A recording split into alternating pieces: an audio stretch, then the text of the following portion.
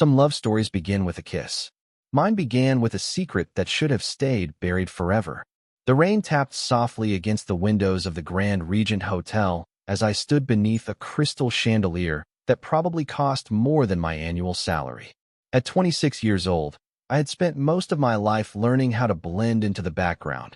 But that night, standing among politicians, executives, and people whose watches were worth more than my car, blending in felt impossible. My name is Emily Carter, and I was only there because the public school where I taught art had been selected to receive a charitable grant. My principal couldn't attend, so somehow the responsibility landed on me.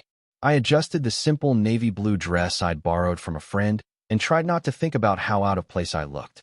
Around me, conversations floated through the ballroom like music. Laughter, business deals, promises made over champagne. None of it belonged to my world. My fingers drifted to the silver necklace resting against my collarbone. They always did when I was nervous.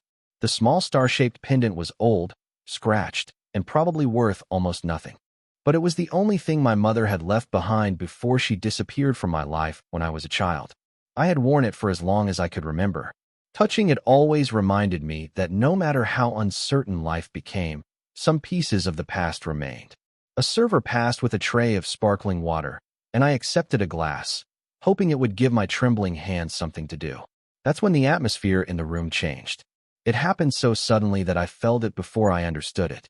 Conversations softened. Heads turned. People shifted aside as though guided by an invisible force. Curious, I glanced toward the entrance and saw him, Alexander Whitmore. Even I knew the name. Everyone did. Billionaire entrepreneur, investor, philanthropist, the kind of man whose picture appeared on magazine covers and financial news programs. He looked taller than he did in photographs, dressed in a perfectly tailored black suit that somehow made everyone else seem less important. But it wasn't his wealth that caught my attention. It was his expression, calm, controlled, almost distant, like a man carrying thoughts too heavy to share. He moved through the crowd with effortless confidence, acknowledging greetings with polite nods while never fully stopping. Then something strange happened. His eyes found mine. Not my face. Not the crowd around me. Mine. For a second, I thought it was a coincidence. Then his gaze dropped to the pendant around my neck. He stopped walking. The movement was subtle, but unmistakable. The room continued around him while he stood completely still. His expression changed. Not much. Just enough to make my stomach tighten. Recognition. Shock. Something deeper. Something impossible. Before I could look away, he started walking toward me. Every step seemed deliberate. Every second stretched longer than it should have. My pulse quickened. I had never met Alexander Whitmore. I had never spoken to him. Yet the way he looked at that necklace made me feel as though he already knew a secret about me that I didn't know myself. When he finally stopped in front of me, the noise of the ballroom faded into the distance. His eyes remained fixed on the pendant. Then he spoke 6 words that would change my life forever. Where did you get that necklace? The question hung between us, simple on the surface and impossibly heavy underneath. I stared at Alexander Whitmore, searching for some explanation that would make sense of the sudden intensity in his eyes. Around us, conversations slowly resumed, but they sounded distant, like waves breaking far from shore. My throat felt dry. It belonged to my mother, I said quietly. His expression did not change, yet something flickered behind his eyes. Relief, disbelief, hope. I could not tell which. Your mother gave it to you? He asked. I nodded. It is the only thing I have from her. For a moment, he said nothing. His gaze remained fixed on the small silver star resting against my dress. Then he exhaled slowly, as though steadying himself. Emily, would you walk with me? Hearing my name made my stomach tighten. I had never introduced myself. How do you know who I am? His eyes finally lifted to meet mine. Because I make it my business to know who attends my events. It was a reasonable answer. Maybe even the truth. Yet something about the way he said it felt incomplete. I should have walked away. Every instinct told me that accepting an invitation from one of the most powerful men in the country was a terrible idea. But curiosity is a powerful thing. Sometimes it is stronger than caution. A few minutes later, we stepped onto a quiet balcony overlooking Manhattan. Rain dotted the glass railing. Thousands of lights stretched across the city like scattered stars. The noise of the ballroom faded behind us. Alexander rested his hands lightly against the railing. For the first time since meeting him, he seemed almost uncertain. "How much do you know about your family?" he asked. I laughed softly. "Almost nothing." The answer came easier than I expected. Maybe because I had repeated it my entire life. My mother disappeared when I was 6. I was raised by my aunt after that. Nobody ever gave me answers. His jaw tightened slightly. "And your father?" "I never knew him." The city lights reflected in his eyes as silence settled between us. Then he reached into the inside pocket of his suit jacket and removed his phone. After a brief moment, he turned the screen toward me. My breath caught. It was an old photograph. Faded. Worn. 2 little girls stood together in front of a lake. One of them looked vaguely familiar. The other looked exactly like me. Or at least the 6-year-old version of me. My heart skipped. "What is this?" I whispered. "Where did you get that?" Alexander watched me carefully. "You have never seen this picture before?"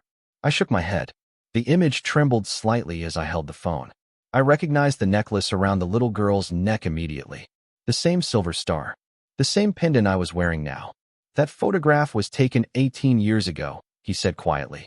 My pulse pounded in my ears. Who was the other girl? For the first time since we met, genuine emotion crossed his face. Not the controlled confidence of a billionaire.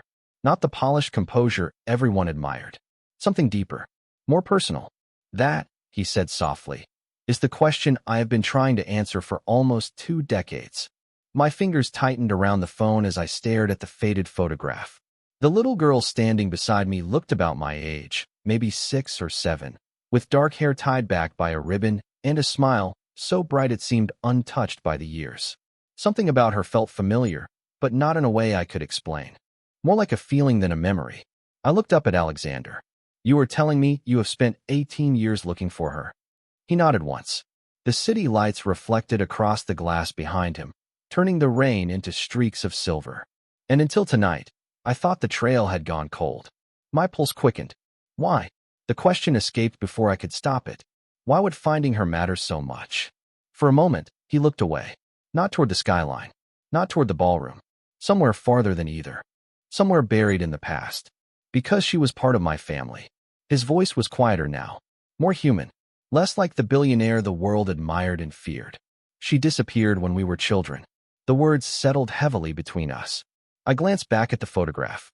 The little girl beside me suddenly seemed less like a stranger and more like a missing piece of a puzzle I had never known existed. "And you think I can help find her?" Alexander studied me carefully. "I think you already are." A cold shiver moved through me despite the warm evening air. None of this made sense. I was an art teacher from Brooklyn. My biggest concerns yesterday had been grading student projects and figuring out how to stretch a school budget that never seemed large enough. Now I was standing on a private balcony with one of the richest men in America, discussing a photograph from nearly 2 decades ago. "There has to be some mistake," I said softly. "I do not remember any of this." "I know." His answer came immediately. "Most childhood memories disappear with time, especially after difficult experiences." I touched the pendant around my neck again. Suddenly it felt heavier than before. My aunt never mentioned another girl. She never mentioned any photograph. Alexander's expression hardened slightly. Not with anger. With determination. "Then perhaps your aunt was protecting something." Before I could respond, a soft vibration came from his phone. He glanced at the screen. Whatever he saw caused his jaw to tighten. Only slightly. But I noticed. He slipped the phone back into his pocket. "Emily, I do not want to overwhelm you." I laughed nervously. "I think that ship sailed about 20 minutes ago." To my surprise, a faint smile touched his face. It transformed him completely. For the first time all evening, he looked less like a man carrying the weight of an empire and more like someone carrying the weight of a memory. Fair point. The smile disappeared almost as quickly as it came. "But there is something you need to know." The seriousness in his voice returned immediately. My stomach tightened. "What?" He hesitated, just long enough to make my heart pound. Then he reached into his jacket and removed a folded piece of paper. The edges were worn with age. Carefully, he handed it to me. I unfolded it and froze. It was a drawing. Crayon. Childlike. Faded by time. 2 little girls standing beside a lake beneath a bright yellow sun. In the corner, written in uneven handwriting, were 4 words that made my breath catch. "Emily and Lily forever friends." The words blurred for a second as I stared at the drawing in my hands. Emily and Lily forever friends. My name, written in uneven crayon by a child who had probably believed friendship could last forever. The paper trembled slightly between my fingers. Lily, I whispered. The name felt strangely familiar, like a melody I had heard long ago but could no longer place. Alexander watched me carefully. He seemed to be measuring every reaction, every breath, every flicker of recognition crossing my face. Lily was my sister, he said quietly. I looked up. The city lights reflected in the rain behind him, turning the balcony into a world suspended between past and present. Your sister?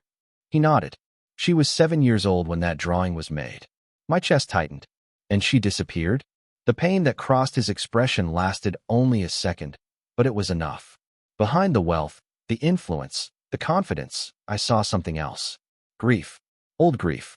The kind that never fully leaves. Yes, he said. One day she was there. The next day she was gone. I looked back at the drawing.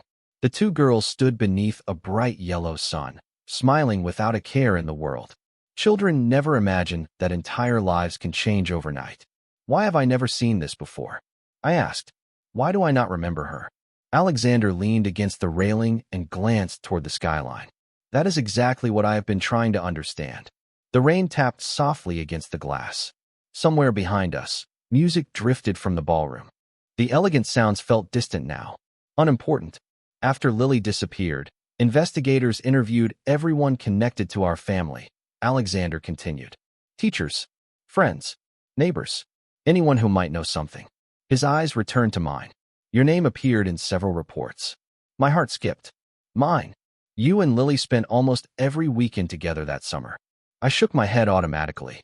I do not remember any of that. I know. He did not sound disappointed, only patient. But memory is complicated, especially childhood memory. I folded the drawing carefully. Part of me wanted to hand it back. Another part wanted to keep holding it forever, as if the paper itself contained answers. What happened after she disappeared? I asked. Alexander hesitated. Your family moved away less than a year later. The statement hit me harder than I expected. My aunt had always avoided discussing those years. Every question had been met with vague answers and quick changes of subject. At the time, I thought she was protecting painful memories. Now I was no longer sure. A sudden realization made my stomach drop. Does my aunt know about this? Alexander was silent for a moment. Then he reached into his jacket again and removed a small cream-colored envelope. Unlike the drawing, it looked recent. New. Untouched by time. My pulse quickened. What is that? His expression grew serious. It arrived at my office 3 days ago. Slowly, he handed it to me. Written across the front in elegant handwriting were 6 words that made the world seem to stop moving. To Emily Carter. It is time you knew. My hands felt strangely numb as I stared at the envelope. The elegant handwriting looked familiar, even though I knew I had never seen it before. To Emily Carter. It is time you knew. The words seemed to pulse on the page. Alexander remained silent, giving me space to process what was happening. Somehow that made everything feel even more real. Slowly, I slid a finger beneath the seal and opened the envelope. Inside was a single folded letter. The paper carried a faint scent of old books and cedar. I unfolded it carefully. The first line stole the air from my lungs. Dear Emily, if you are reading this, then the truth can no longer stay hidden. My heart pounded so loudly I could barely hear the rain. The handwriting was neat and deliberate. Every word looked as though it had been chosen with extraordinary care. I continued reading. There are things about your childhood that were kept from you. Not because you were unloved, but because someone believed secrecy would protect you. I swallowed hard. Protect me from what? My eyes moved faster across the page. You were closer to Lily than anyone realized. The two of you shared a friendship that became impossible to separate. When circumstances changed, difficult choices were made. Choices that affected many lives. I stopped. The sentence felt incomplete. Frustratingly incomplete. Who wrote this? I asked. Alexander looked toward the city before answering. I do not know. I blinked. You do not know? The letter arrived anonymously. His voice remained calm. No return address. No explanation. Only your name and that message. I looked back down at the page. The next paragraph sent a chill through me. There are memories buried inside you. Fragments waiting to return. When they do, you must not ignore them. My fingers tightened around the paper. Buried memories. The phrase should have sounded dramatic or ridiculous. Instead, it felt unsettlingly possible. Because throughout the evening, strange flashes had begun appearing at the edges of my thoughts. A lake. A wooden dock. The sound of laughter. Nothing complete enough to trust. Nothing clear enough to understand. But enough to make me uneasy. Emily. Alexander's voice broke through my thoughts. I looked up. Concern softened his features. You look pale. I forced a small smile. I am trying to decide whether this is the strangest night of my life. To my surprise, he almost smiled back. I think it probably is. The honesty in his answer made me laugh softly despite everything. For a brief second, the tension eased. Then my eyes drifted back to the final lines of the letter. The writer had underlined them. If you wish to understand what happened all those years ago, begin with the lake. Everything started there. Everything ended there. Beneath the sentence was a location. Just 3 words. Willow Creek Lake. My stomach dropped. A sudden image flashed through my mind. Bright sunlight reflecting on water. A little girl running across a dock. A silver star necklace catching the light. The memory vanished as quickly as it appeared. I inhaled sharply. Alexander noticed immediately. What is it? He asked. I lifted my eyes to meet his. My pulse hammered in my ears. I think, I whispered, I have been there before. The moment the words left my mouth, something shifted in Alexander's expression. Not excitement. Not triumph. Relief. As if he had been waiting years to hear someone say exactly that. The rain had softened outside, leaving tiny droplets clinging to the glass railing like scattered diamonds. For a few seconds neither of us spoke. I was afraid that if I said anything else, the fragile memory hovering at the edge of my mind would disappear again. I closed my eyes. The image returned for only an instant. Sunlight dancing across the water. A wooden dock stretching into the lake. The distant sound of children laughing. Then it was gone. What do you remember? Alexander asked quietly. I opened my eyes. Not much. My voice sounded smaller than I intended. Just flashes. He nodded slowly. That is more than we had yesterday. Strange. Only a few hours ago this man had been a stranger. Now he was standing beside me discussing pieces of my childhood that I did not even know were missing. The thought should have felt uncomfortable. Instead it felt oddly natural.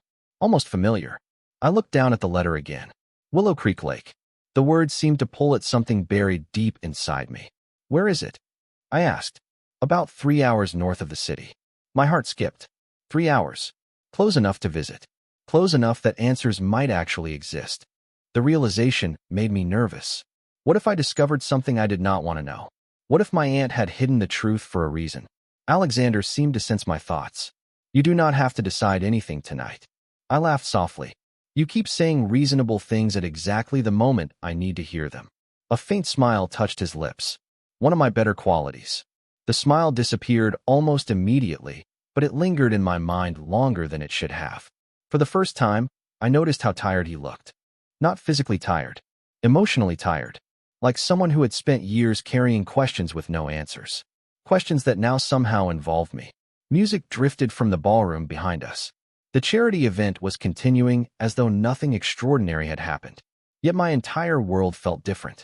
I glanced at my phone and realized it was nearly 10 o'clock. I should probably go home.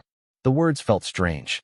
Home suddenly seemed very far away from the life I had been living only a few hours earlier. Alexander nodded. I will have a driver take you.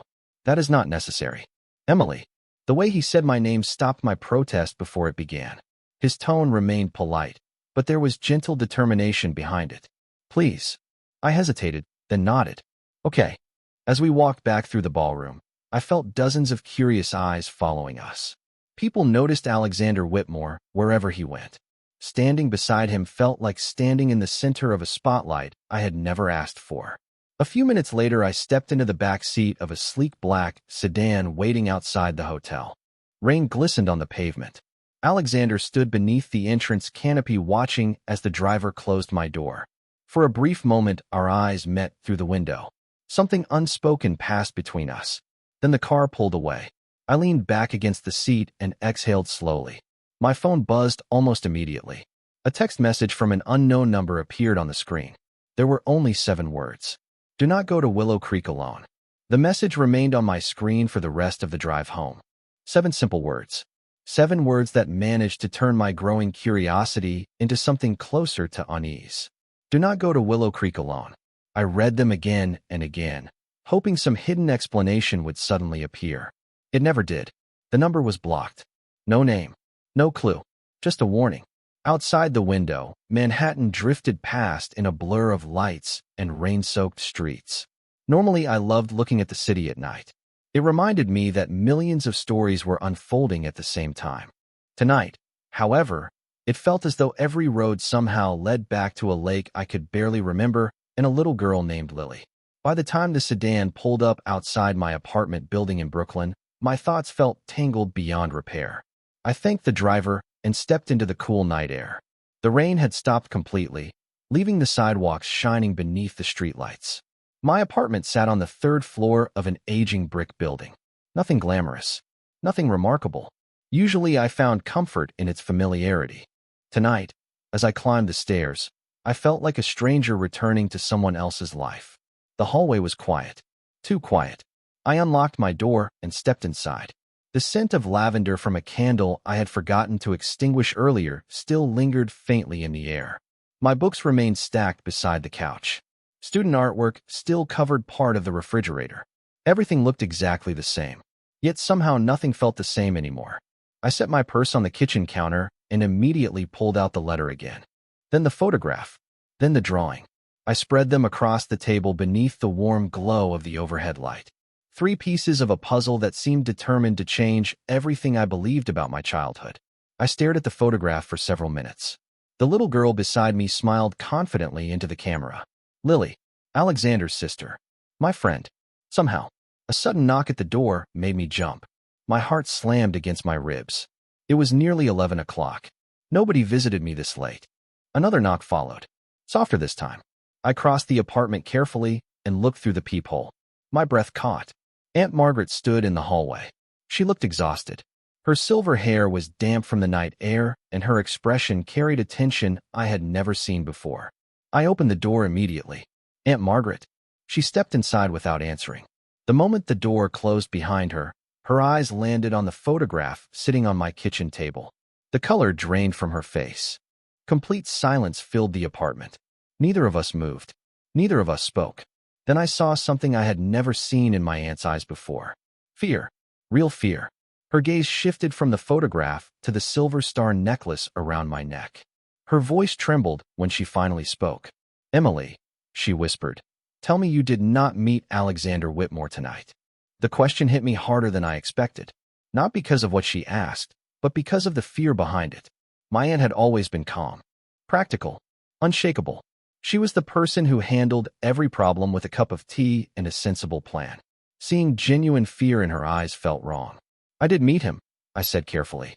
Her shoulders sank as though I had confirmed her worst fear. She closed her eyes for a brief moment and exhaled slowly. Oh, Emily. The way she said my name made me feel 6 years old again. Vulnerable. Confused. I stepped closer. You know him.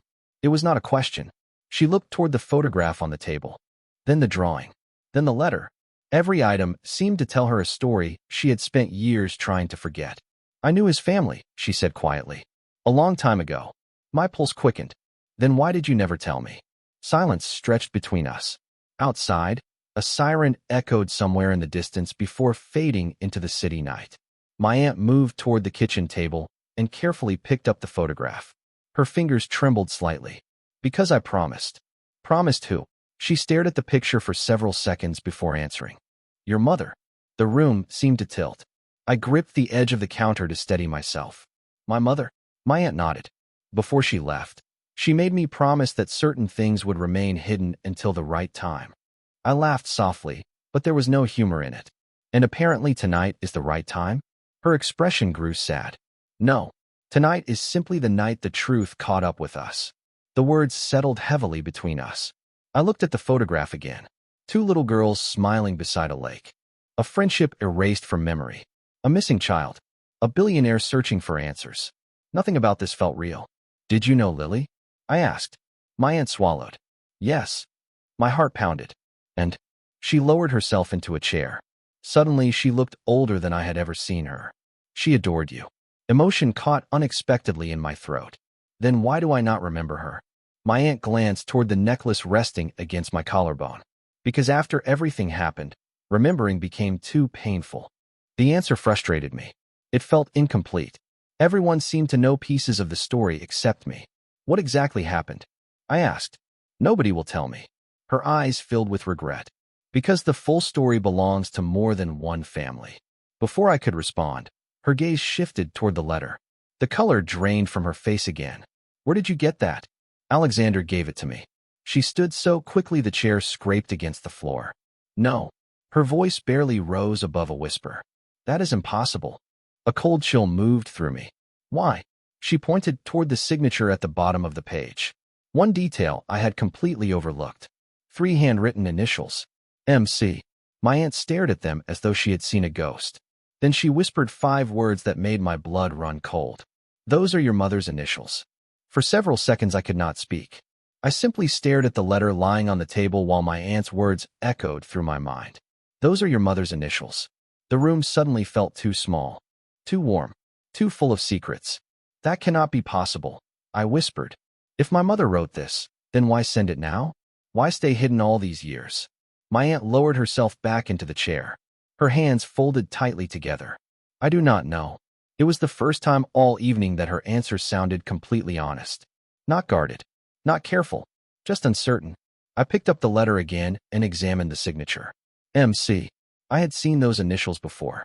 On old birthday cards stored in a box beneath my bed. On a faded Christmas ornament my aunt refused to throw away. The initials belonged to my mother. There was no doubt about that. My pulse quickened. She is alive. The words escaped before I could stop them. My aunt looked down at the floor. Silence answered me. That silence told me everything. She is alive, I repeated. This time it was not a question. Tears appeared in my aunt's eyes. Emily. My heart pounded. 20 years. 20 years of wondering. 20 years of imagining 100 different endings. And suddenly none of those endings seemed true anymore. You knew, I whispered. All this time you knew. Her expression broke my heart. I knew she was alive once. The distinction caught my attention immediately. What does that mean? She hesitated. It means the last message I received from your mother came many years ago. I sat down across from her. Every answer seemed to create 3 new questions. Why did she leave? My aunt closed her eyes briefly. Because she believed it was the only way to keep certain people safe. The answer frustrated me. Again, always vague, always incomplete. Yet something inside me recognized the sincerity behind it. She truly believed she had done the right thing. Whether she had or not was another matter entirely. My phone suddenly vibrated on the table. Both of us jumped. The screen lit up with an incoming message. Alexander. My aunt noticed the name immediately. Her expression tightened. I opened the text. Are you home safely? The simple question should not have affected me. Yet after everything that had happened, the concern felt genuine. Human. Real. Before I could reply, another message arrived. I have been reviewing old records. There is something you need to see. My stomach tightened. The timing felt impossible.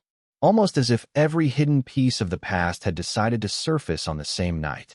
What is it? My aunt asked quietly. I showed her the message. The color drained from her face again. She stood so abruptly that the chair nearly tipped backward. No. Her voice trembled. You cannot get involved any further. I stared at her. Why? Her eyes filled with fear. The same fear I had seen when she first noticed the photograph. Because if Alexander found the records, she whispered, then he is about to discover something neither of you are prepared for. My aunt's warning lingered in the room long after she stopped speaking. Neither of us moved. The clock above my stove ticked softly, each second stretching the silence tighter. I looked down at my phone again. There was another message from Alexander. Can I call you? Simple. Direct. Yet suddenly it felt connected to everything. Every secret. Every missing year. Every unanswered question. My aunt shook her head before I could respond. Please do not answer. The fear in her voice caught me off guard. You still have not told me why. She looked exhausted. More exhausted than frightened now. Because some truths change lives forever. I laughed softly. I think that already happened tonight. The words seemed to land harder than I intended. She lowered her eyes. I immediately regretted them. No matter what she had hidden, she was still the woman who raised me. The woman who attended every school play and every graduation ceremony. The woman who stayed up all night when I was sick. I am sorry, I said quietly. She gave me a sad smile. You deserve answers, Emily. I always knew this day would come. My phone vibrated again. This time Alexander was calling. His name illuminated the screen. For several seconds I stared at it. Then I answered. Hello. The relief in his voice was immediate. Thank goodness. My heart skipped unexpectedly. Everything okay? I should be asking you that. A faint smile touched my lips despite everything. I am still trying to decide. He was quiet for a moment. Then his tone shifted. More serious. I found something. My aunt closed her eyes the instant she heard his voice through the speaker. What kind of something? I asked. Papers rustled on the other end of the line. Old property records connected to Willow Creek Lake. My pulse quickened. And another pause. The cabin beside the lake belonged to my family. That part did not surprise me. What came next did. But for nearly 3 years before Lily disappeared, another family shared ownership rights. I glanced at my aunt. Her face had gone completely pale. Alexander continued. The records list 2 names. My hand tightened around the phone. Which names? Silence. Then a slow breath. My father. The pause that followed felt endless. And your mother. The room seemed to tilt beneath me. I looked at my aunt. Tears filled her eyes instantly. She knew. She had known all along. That is not possible, I whispered. Our families knew each other that well. Apparently much better than either of us realized. I sank into a chair. My thoughts raced in every direction at once. The lake. Lily. The necklace. The letters. My mother. None of these connections could be coincidence anymore. They formed a pattern. A pattern hidden for nearly 20 years. There is something else, Alexander said. His voice sounded different now. More uncertain. Almost reluctant. What? I asked. I heard him exhale slowly. The documents described the cabin as a joint family retreat. My pulse hammered in my ears. Okay. Another silence. Then the sentence that changed everything. Emily, according to these records, we spent entire summers together when we were children. For a moment, I forgot how to breathe. The apartment disappeared. The rain outside disappeared. Even my aunt sitting across from me seemed distant. There was only Alexander's voice and the impossible sentence he had just spoken. We spent entire summers together when we were children. I pressed my hand against my forehead. No. The word escaped automatically. I would remember that. But even as I said it, doubt crept in, because fragments had already started returning. The lake. The dock. The sunlight on the water. Small pieces drifting through my mind like photographs scattered across a floor. Emily. Alexander's voice was gentle now. Are you still there? Yes. My throat felt tight. I am here. My aunt looked away. That single reaction told me more than any explanation could have. She was not surprised. She was only afraid. Did you know? I asked her quietly. She closed her eyes. Not everything. It was not the answer I wanted. But you knew enough. Tears shimmered in her eyes. I knew your mother and Alexander's family were once very close. My pulse hammered in my ears. Alexander remained silent on the phone, listening. Why would nobody tell me? I asked. Why erase an entire part of my life? My aunt's voice trembled. Because after everything happened, your mother believed it was the only way for you to move forward. I laughed softly. The sound felt hollow. Move forward from what? She could not answer. Once again, silence became its own answer. Alexander finally spoke. There is one more thing. I closed my eyes briefly. Every time someone said those words, my life became more complicated. What now? Papers shifted on the other end of the line. The records included photographs. My heart skipped. Photographs? Yes. His voice softened. Several of them. A strange nervousness settled over me. Part of me desperately wanted to see them. Another part feared what they might reveal. What is in them? I asked. He hesitated. You. Me. Lily. Our families. My eyes widened. All together. Yes. The room suddenly felt smaller. More crowded. As though ghosts from another life had quietly gathered around us. There is one photograph in particular, Alexander continued. It was taken a few weeks before Lily disappeared. Something about the way he said it made my stomach tighten. What does it show? A long silence followed. Long enough that I thought the call had disconnected. Then his voice returned. Quiet. Careful. It shows you and me sitting on the dock at Willow Creek. I swallowed hard. Another image flashed through my mind. A boy laughing. Blue eyes reflecting sunlight. A fishing pole leaning against wooden boards. The memory vanished almost instantly. My breath caught. Alexander heard it. What happened? I remembered something. The words came out as a whisper. Neither he nor my aunt spoke. Both waiting. Both afraid to interrupt. There was a boy, I said slowly. At the lake. My pulse quickened. And I think. The memory sharpened for a fraction of a second. A smile. Blue eyes. A promise spoken between children. My heart nearly stopped. I think that boy was you. The words hung in the air after I spoke them. I think that boy was you. On the other end of the call, Alexander said nothing. For several seconds, the only sound was the faint hum of traffic outside my apartment window. Then I heard him exhale slowly. Not surprised. Not shocked. Almost relieved. I remember you too, he said quietly. A chill ran through me. My aunt looked up immediately. What? I whispered. Not clearly, he admitted. Only fragments. A girl with a silver star necklace. A sketchbook she carried everywhere. Someone who always sat at the end of the dock because she said it felt like being at the edge of the world. My breath caught. The image appeared instantly. A wooden dock stretching across calm water. Small sneakers dangling above the lake. A voice laughing beside me. The memory lasted longer this time. Long enough to feel real. Long enough to hurt when it disappeared again. I lowered myself into the chair. Why are we remembering now? Neither of them answered immediately. Finally, my aunt spoke. Because the truth cannot stay buried forever. The sadness in her voice made me look at her more carefully. For the first time all night, I realized she was not just afraid for me. She was carrying her own regrets. Years of them. Aunt Margaret, I said softly. What happened at Willow Creek? Her eyes filled with tears. She looked toward the photograph still lying on the table. Everything changed that summer. The answer was frustratingly vague, yet somehow it carried more emotion than any explanation. Before I could press further, Alexander spoke again. Emily, there is something else I found. My pulse quickened. Every discovery seemed to pull another thread loose from the past. What? Papers shifted again. Among the photographs was a note. I exchanged a glance with my aunt. A note from who? I am not sure. His voice lowered slightly, but it was attached to the back of the picture taken on the dock. My heart pounded. What did it say? Silence followed. Then he read the words aloud. One day, when we are grown up, we will come back here together. The room spun for a second. Not because of the sentence itself. Because the moment he read it, another memory surfaced. Stronger than any before. Two children sitting side by side at sunset. The lake glowing gold. A boy smiling. A promise made with complete certainty because children still believe the future listens to them. My eyes filled unexpectedly. I remember, I whispered. My aunt stared at me. Alexander immediately asked, What do you remember?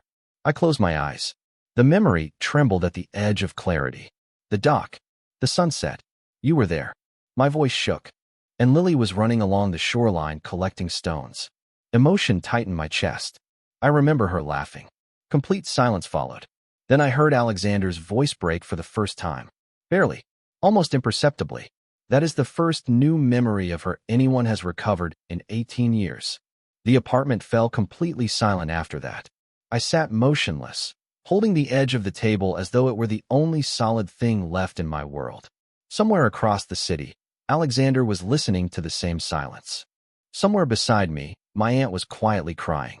And somewhere inside my mind, a door that had been locked for 18 years was beginning to open. I looked down at the photograph again. This time I did not see strangers. I saw pieces of a life that had once belonged to me. A little girl named Lily collecting stones beside the lake. A boy with bright blue eyes making impossible promises at sunset. A mother whose absence had shaped every year of my life. For the first time, the memories felt less like fragments and more like a story trying to return home. I want to go there, I said softly. My aunt lifted her head. Emily. I shook my head gently. I need to see Willow Creek. Fear crossed her face immediately. The same fear that had followed every conversation tonight. But beneath it, I saw something else. Acceptance. She had spent years protecting secrets that were no longer willing to stay hidden. Alexander's voice came through the phone. Calm. Steady. Then I will go with you. The certainty in his answer settled something inside me. Not because he was wealthy. Not because he was powerful. But because for the first time since this began, I did not feel alone. I looked toward the rain-speckled window. The city lights shimmered against the glass like distant stars. Somewhere beyond those lights was a lake. A cabin. A childhood waiting to be remembered. Tomorrow, I whispered. Tomorrow we go. My aunt closed her eyes. A single tear slipped down her cheek. Then she stood and walked toward her purse. From inside, she removed a small object wrapped carefully in a handkerchief. My pulse quickened as she placed it on the table between us. Slowly, I unfolded the cloth. A second necklace rested inside. Silver, worn by time, nearly identical to the one around my neck. I stared at it in disbelief. Whose is this? My aunt's voice trembled. Lily's. The room seemed to stop breathing. Even Alexander went silent. I picked up the necklace carefully. The metal felt cool against my fingertips. Turning it over, I noticed something engraved on the back. Tiny letters. Faded but still visible. Together, forever. Suddenly, another memory flashed through my mind. Two girls laughing beside the water. Exchanging necklaces. Promising to stay friends no matter what happened. The image disappeared, but the feeling remained. Warm. Sad. Beautiful. I looked at the necklace one final time before closing my fingers around it. Then my phone vibrated. A new message appeared from an unknown number. Unlike the others, this one contained no warning. No mystery. Only a single sentence. I have waited 18 years to bring you home. Beneath the message was a photograph taken that very day. A photograph of Willow Creek Lake.